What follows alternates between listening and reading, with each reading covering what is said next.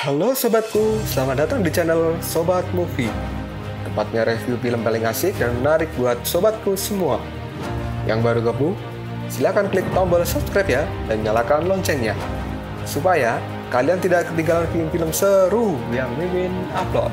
Oke, gak usah berlama-lama lagi, langsung aja kita ke reviewnya. Gasken sob.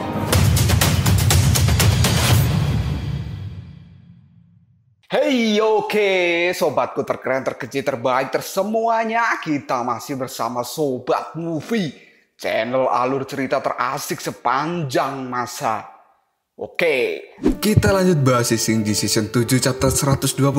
Gak usah cawat banyak bacot, kita langsung masuk aja ke pembahasan. Tim Biksu Tong yang sudah terkumpul lengkap, mereka keluar dari desa Tengkorak dan melanjutkan perjalanan ke Gua Gyeonggi, di mana mereka bertemu dengan Hwan Sen, kakak senior dari Biksu Tong yang berasal dari kuil di Tibet. Dan biksu pun meminta izin untuk menggunakan jalur kincir air agar bisa meninggalkan jalur monster dengan cepat. Di sisi lain, kincir air telah dikuasai oleh istri dari Hwan Sen, yaitu siluman ular putih yang sudah terpengaruh oleh kegelapan. Hwan Sen pun terluka oleh istrinya sendiri dan dia tetap mau menolong tim Biksu Tong. Karena suatu insiden, Hwan Sen diserang oleh monster hutan yang dipanggil oleh ular putih dan dia jadi tidak bisa mengendalikan laju aliran dari kincir air. Dan pada saat yang sama, Yihu pun berulah dengan menculik Xiaoyu dan menceburkan diri ke dalam air.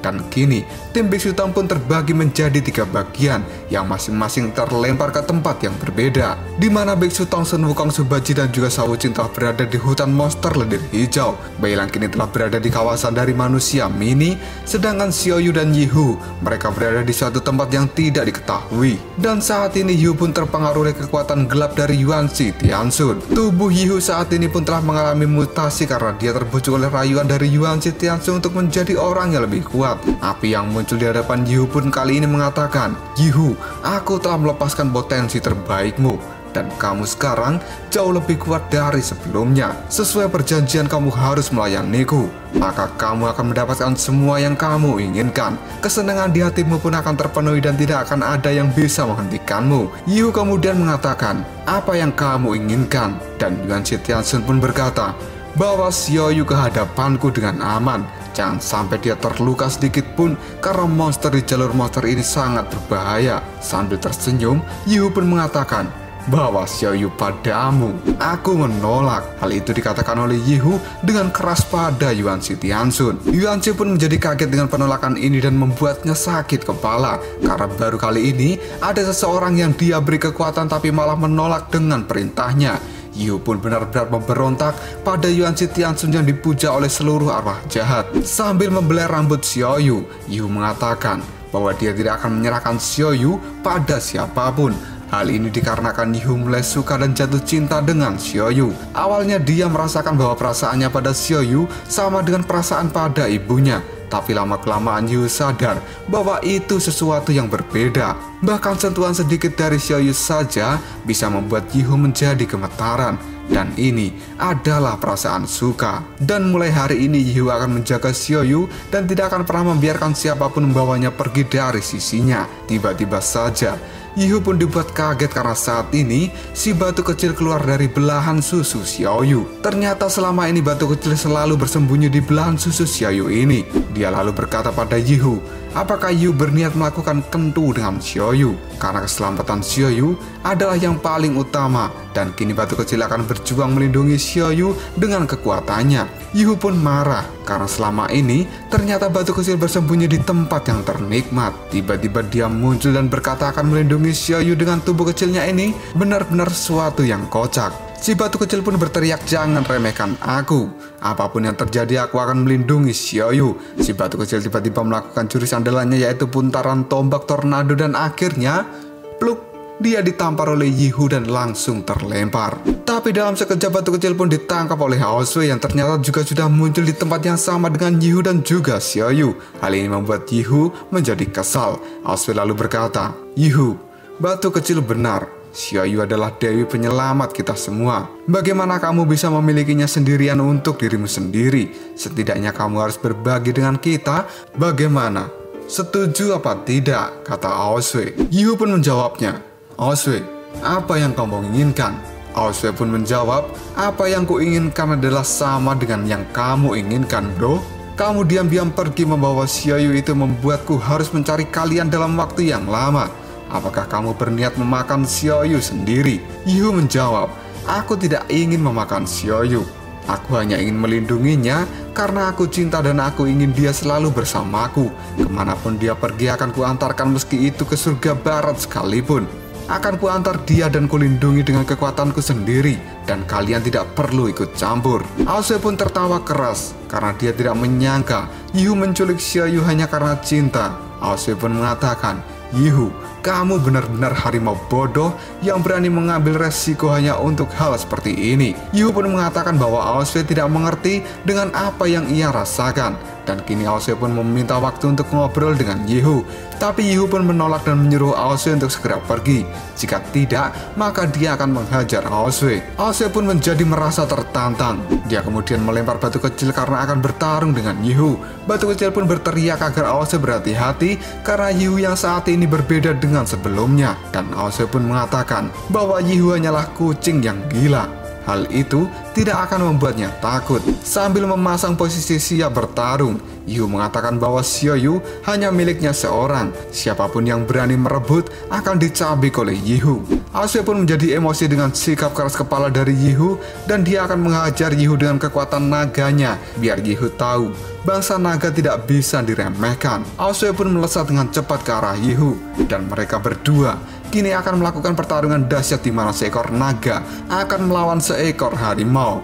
Aosue pun merasa bahwa Yihu adalah petarung jarak dekat. Dia pun harus melawan dengan serangan jarak jauh. Dan sekarang Aosue mengeluarkan sambaran petir merah dari kedua tanduknya. Petir besar pun kali ini menyasar tubuh Yihu, tapi Yihu tidak merasakan sakit sama sekali. Bahkan dia mengatakan Aosue sangat bodoh. Dan sekarang Yihu pun bergerak secepat kilat. Dia pun muncul di hadapan Aosue yang membuatnya terkejut bukan main. Yihu pun langsung mencekik leher Aosue dan membenturkannya ke batu. Aosue pun merasa tidak percaya bahwa sambaran petirnya benar-benar tidak bisa melumpuhkan Yihu. Tapi Aosue yang tidak mau kalah, dia pun menendang wajah Yihu dengan keras. Yihu kembali membalasnya dengan tepukan tangan harimau. Hal ini membuat Aosue kesakitan karena kerasnya tepukan itu. Sampai-sampai Aosue kali ini menjadi muntah darah. Dia merasa bahwa menghadapi Yihu harus dilakukan dengan tubuh naganya. Aosue pun berubah menjadi naga, kemudian melilit tubuh Yihu dengan keras. Dan sekarang Aosue akan melakukan sambaran petir yang lebih besar pada tubuh Yihu ini. Sambaran ini pun dinamakan ledakan petir. Yihu yang tidak mau kalah dari Aosue, dia pun mulai berputar dengan cepat seperti sebuah roda dan membawa tubuh Aosue yang telah melilitnya menabrak apapun yang ada di tepi sungai. Hal ini membuat batu kecil panik dengan keadaan dari Aosue. Sambil terus berputar, Yihu mengatakan, naga bodoh, kamu tidak akan bisa mengikatku lagi dengan tubuh nagamu ini. Dan benar saja, lilitan naga Aosue pun terlepas dan Yihu mencekik Aosue lalu melemparkannya dengan keras sampai kembali menabrak batu. Aosue mencoba bangkit dan berkata pada Yihu, apakah kau pikir kau sudah kuat, Yihu? Aku belum menunjukkan kekuatan terhebatku. Yihu pun mengangkat tangannya dan dia memberikan tamparan keras pada wajah Aosue. Hal ini membuat Aosue kembali terlempar bahkan sampai tergulir cukup jauh di sepanjang sungai. Aosue masih berusaha untuk bangkit dan dia pun berkata, kamu benar-benar membuatku sangat marah, Yihu. Lalu batu kecil pun memberikan semangat pada Aosue untuk mengeluarkan kekuatan besarnya lalu mengalahkan Yihu. Tapi tiba-tiba saja Aosue pun tergeletak tidak berdaya. Hal ini membuat batu kecil hanya bisa melongo. Yihu pun mendekati Aosue dan berkata, sudahlah, kamu sudah kalah. Kamu tahu kenapa kamu kalah dariku? Aosue pun mengatakan dirinya kalah karena sedang dalam kondisi hati yang buruk hari ini. Yihu pun lalu berkata pada Aosue, dasar pembual, kamu terlalu banyak alasan. Dan Yihu pun melanjutkan kata-katanya, hei Aosue, meskipun aku hanya beberapa bulan saja bersama dengan dirimu, aku sudah tahu karakter aslimu. Kamu adalah orang yang terlalu banyak omong kosong, tapi kamu tidak pernah melakukan yang terbaik. Kamu hanyalah seorang pecundang. Hal ini membuat Aosue marah dan berkata, Yihu, kamu jangan sombong. Kamu hanyalah monster bodoh yang taunya cuma makan saja. Yihu pun menjawabnya, memang benar, tapi setidaknya sekarang aku tahu apa yang harus kulakukan. Hei Aosue, apakah kamu sudah tahu apa arti dari hidupmu? Sudahkah kamu mencari tahunya? Aosue pun hanya diam saja dan Yihu mengatakan bahwa sekarang dia tahu tujuan hidupnya untuk apa. Tujuan hidupku adalah untuk dirinya. yaitu Xiaoyu. Hei Aoswee, sebelum kamu bisa menemukan untuk apa arti hidupmu, jangan harap kamu bisa mengalahkanku. Kata-kata ini membuat Aoswee merasa kesal, dan Yu pun kini pergi meninggalkan Aoswee sambil berkata, "Kamu tidak perlu takut, karena aku tidak akan membunuhmu. Jika hal itu kulakukan, maka Xiaoyu pasti akan bersedih.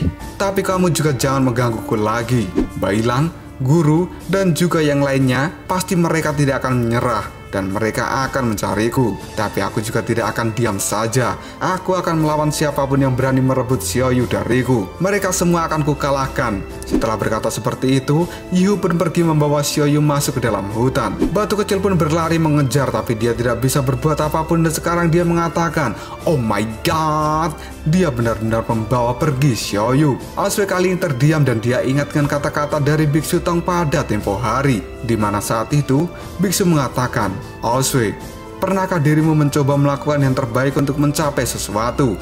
Sebelum kamu melakukan hal itu, kamu tidak akan pernah menjadi orang yang besar."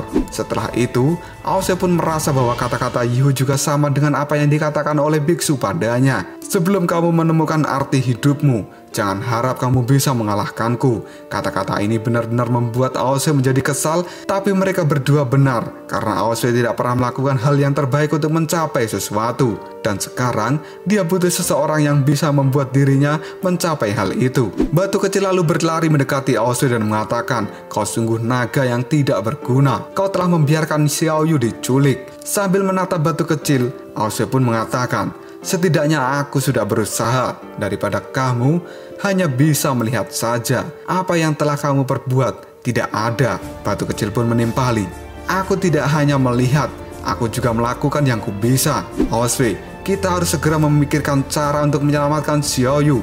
Dan tiba-tiba saja, raut wajah dari batu kecil pun kini terlihat ketakutan. Dan Aoswee pun melongo lalu bertanya, "Hei, ada apa?" Batu kecil pun menunjuk ke belakang dan Aoswee melirik sambil mengatakan, "Ini bahaya." Karena ternyata saat ini monster cacing telah muncul di belakang Aoswee karena dia mencium bau darah dari pertempuran Aoswee dengan Yihu. Aoswee pun merasa ini adalah bahaya besar karena dia dalam kondisi lemah saat ini. Monster cacing pun meluncur dan menangkap Aoswee dari belakang. Dia pun kali ini berteriak gawat. Dan sekarang Aoswee ditelan oleh monster cacing hidup-hidup tanpa bisa melakukan perlawanan. Setelah itu monster cacing pun pergi dan masuk ke dalam air sambil membawa tubuh Aoswee yang sudah mereka santap. Di tempat lain seseorang berkata, "Aku tidak menyangka akan terjadi sesuatu seperti ini." Ternyata yang mengatakan itu adalah Yuan Shi Tianchun. Dia benar-benar belum percaya bahwa Yihu berani menentangnya setelah diberi kekuatan oleh dirinya. Bahkan selama hidupnya yang beribu-ribu tahun ini, tidak pernah ada satupun yang berani melakukan hal ini padanya. Tapi sekarang Yihu berani menipu dan memanfaatkan Yuan Shi Tianchun. Ini adalah sesuatu yang konyol bagi seorang Yuan Shi yang bisa dikibuli seorang bocah kemarin sore. Dia merasa cinta Yihu terlalu besar pada Xiaoyu, makanya Yihu berani menolak perintah Yuan Shi. Dan kali ini Yuan Shi Tianchun pun merasa ini adalah hal yang menarik. Dia akan turun tangan sendiri untuk merebut Xiaoyu. Yuan Shi Tianchun pun mengatakan, "Harimau itu benar. Apapun yang kamu sukai, kamu harus dapatkan dengan tanganmu sendiri. Dan hal ini akan segera aku lakukan." Yuan Shi Tianchun pun pergi dari tempat persembunyiannya dan dia terbang dengan cepat, kemudian merubah dirinya menjadi seekor burung. Dan sekarang Yuan Shi pun telah sepenuhnya berwujud burung phoenix hitam. Yuan Shi kemudian pergi untuk mengambil Xiaoyu dengan tangannya sendiri. Lalu apakah yang akan terjadi selanjutnya? Bisakah Yuan Shi Tianchun mendapatkan Xiaoyu dan bisakah Yihu mempertahankan Xiaoyu dari tangannya? Jika kalian penasaran, tunggu aja jawabannya di next video. Koprol Shop. Tetap stay di channel Sobat Movie dan jangan lupa klik subscribe, like, dan share ke teman-temanmu agar channel ini dapat berkembang dan menghibur kalian semua. See you next tomorrow. Bye-bye.